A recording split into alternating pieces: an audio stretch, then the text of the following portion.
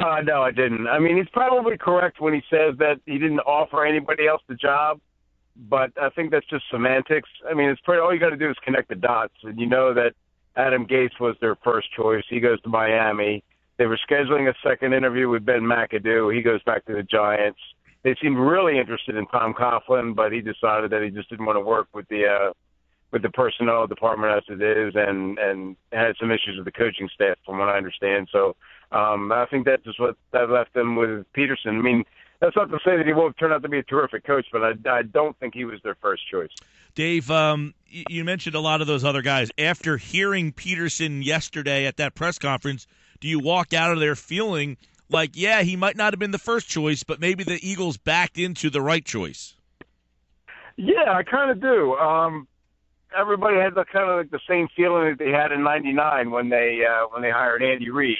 You know, Pederson's not as much of an unknown as Andy was, but kind of has a similar background. Has never been a high-profile guy. Has never been a head coach in the NFL before.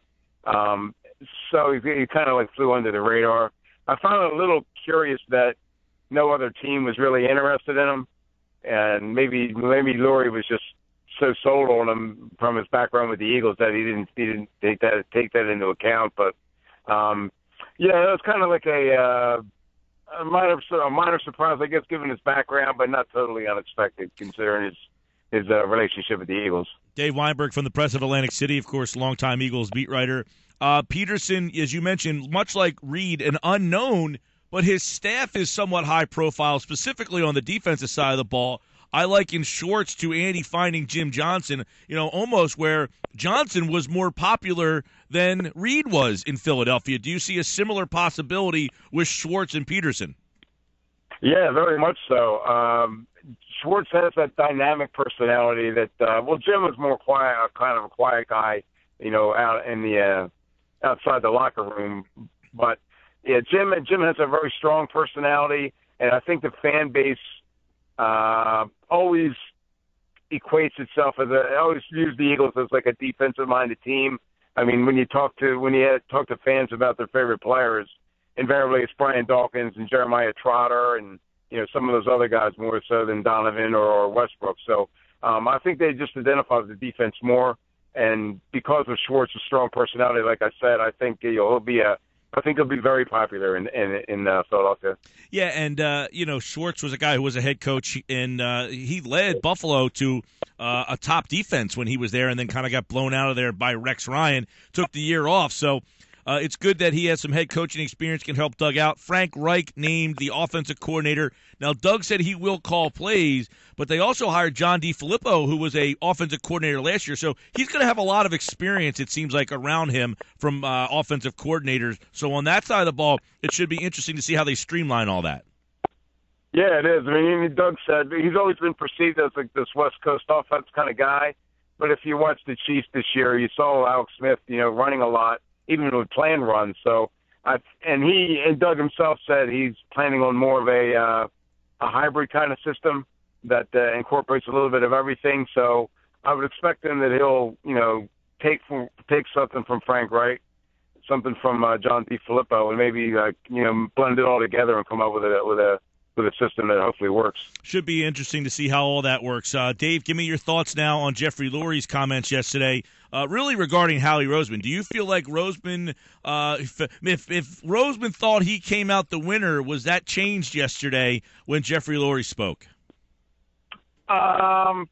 Yeah, I'm not quite so sure that Howie's back in control. I mean, he definitely has more authority than he had this past season.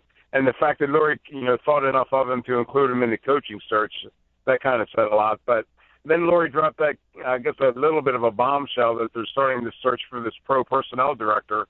So I'm curious to know what Howie's role is going to be. And Howie himself said he really wasn't sure, only the fact that he was so humbled and by the demotion that I think he's willing to do whatever they ask of him. So he doesn't have that cockiness and arrogance that he had before, which was kind of nice to see. So, it'd be interesting to see how it all plays out as far as the front office is concerned. Yeah. He he admitted yesterday that yes, it was him that took Marcus Smith. I don't even if you thought he was the guy. The way that he admitted yesterday, I almost feel like I don't buy it now. He looked like he was a guy getting ready to be sentenced for life in prison. Yeah, I think he would have admitted to anything you wanted him to admit to.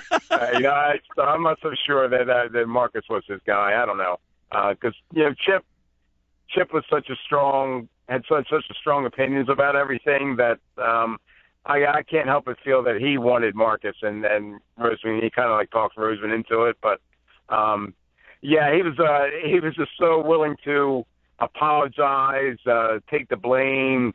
That you could have told him anything and he would have admitted to it.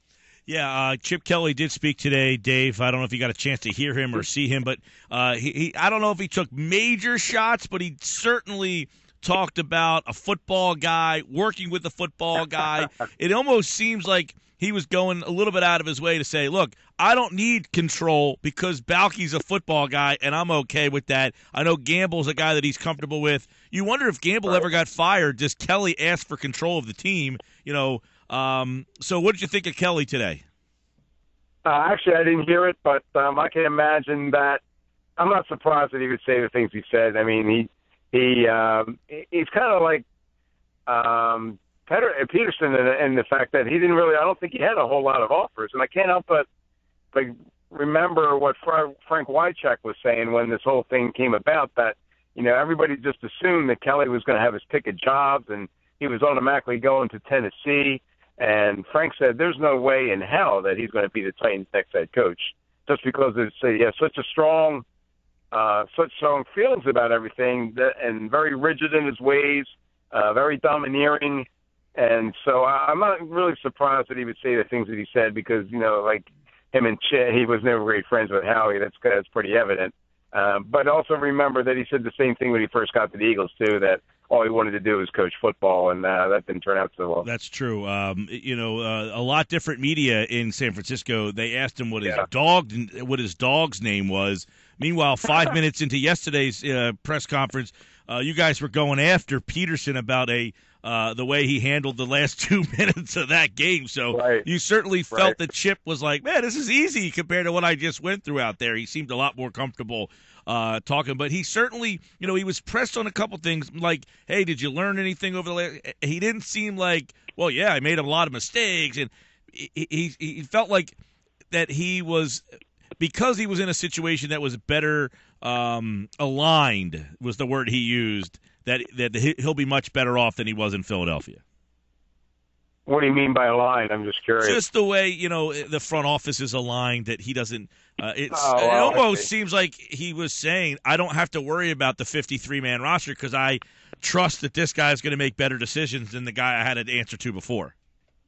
Huh, interesting. Because, I didn't see the 49ers in the playoffs this year, so I'm kind of wondering how their 53-man roster is so strong. But, I'm really curious to see what happens with the quarterback situation out there because everybody's just assuming that he's going to rescue Colin Kaepernick and transform him. But Blaine Gabbert's kind of the same kind of quarterback, and he clearly won the job over Kaepernick this year. So I'm kind of curious to see, if he does try to go back to Colin or if he tries to work with Blaine first and then see what happens. And it's going to be interesting to see how that plays out, too. All right, Dave Weinberg from the Press of Atlantic City. He's got more on Doug Pederson, who he says they kind of had to take him by default. He wasn't the first choice. Read more at thepressofatlanticcity.com. Forced to settle for Doug Pederson. All right, it's been a busy week. Frank Reich, Jim Schwartz, and Doug Pederson.